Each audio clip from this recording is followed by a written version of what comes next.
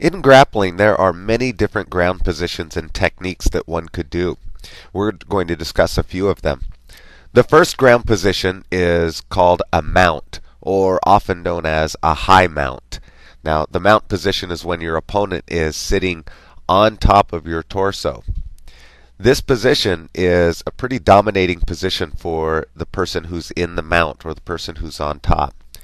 For the person who's on bottom, it's not a very favorable position just because you have so much weight pressing down on your torso. And right on your torso is where all of your core strength is generated from. So that becomes basically eliminated once that person is pressing you down into the ground. The next ground position is known as the guard. And the guard is for the opponent who is on the ground.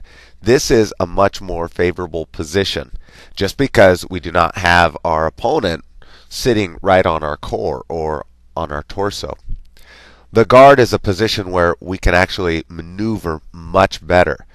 There's another technique called the closed guard, and that's where your legs would come up around your opponent and you would lock your legs around them, making it very difficult for your opponent to maneuver and apply a joint lock or a choke. And there's actually quite a few techniques that one could do from the guard position. Now, the opponent who's on the top is known as being in the half mount or in your opponent's guard. Ideally, the person who's in the half mount would want to pass the guard. That would mean that the half mount opponent would slip through somehow and maneuver themselves into the mount position or high mount.